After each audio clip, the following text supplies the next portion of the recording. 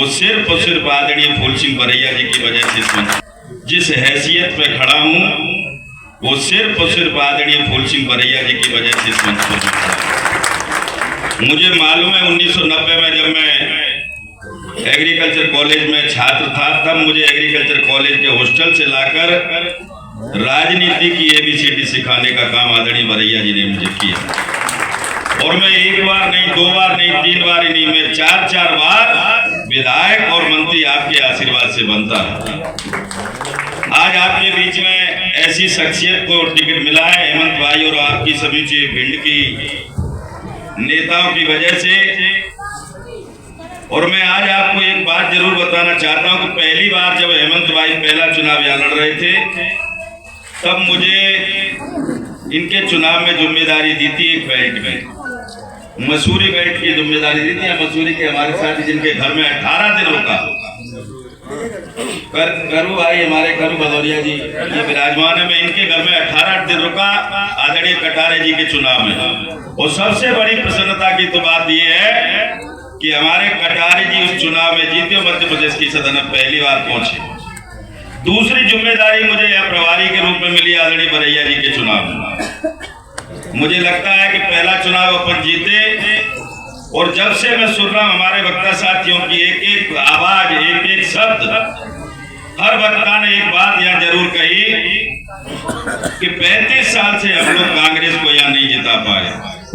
वाकई में यदि आपको 35 साल का तकलीफ है, दर्द है, दुख है, तो ये मौका है 2024 में फूल सिंह बरैया को मध्य प्रदेश की सदन में भेजने का काम आप सब लोग करेंगे। ये संकल्प लेकर आप लोग यहाँ पे जाए। आदरणीय हेमंत भाई ने यहाँ बहुत अच्छी बात कही कि सदन में जब बरैया जी पहुंचेंगे दिल्ली की में, तो दिल्ली की सदन में जब पहुंचेंगे तो निश्चित तौर पर भिंड का नाम हर पार्लियामेंट्री सेशन में भिंड का नाम जरूर आएगा। ये बात सही है कि आज तक भिंड का नाम कभी नहीं आया।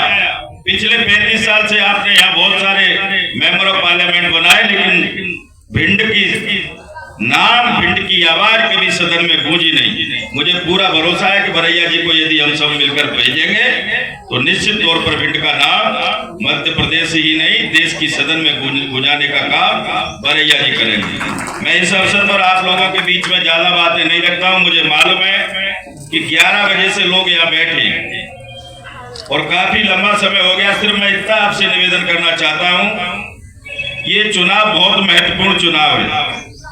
इस चुनाव को जितने भी लोग जाबाज साथी यहाँ बैठे हैं, ये हर व्यक्ति इस चुनाव को पूरी ताकत के साथ, और हर व्यक्ति, हर मतदाता फूल सिंह बरैया बन के चुनाव लड़ेंगे तो निश्चित तौर पर आपका ये किला फतेह होगा। तो मैं तो इस अवसर पर सिर्फ यही निवेदन करना चाहता हूँ कि ऐसा नेतृत्व, ऐसा लीडर हमें निश्चित तौर पर कभी मिलेगा नहीं। आप सब लोग मिलकर, अभी मैं परसों गुना में था, गुना में ऐसे ही मीटिंग में बैठे थे तो वहां चर्चा चल रही थी कि इस बार भिंड की सीट तो कांग्रेस के पक्ष में जा रही है।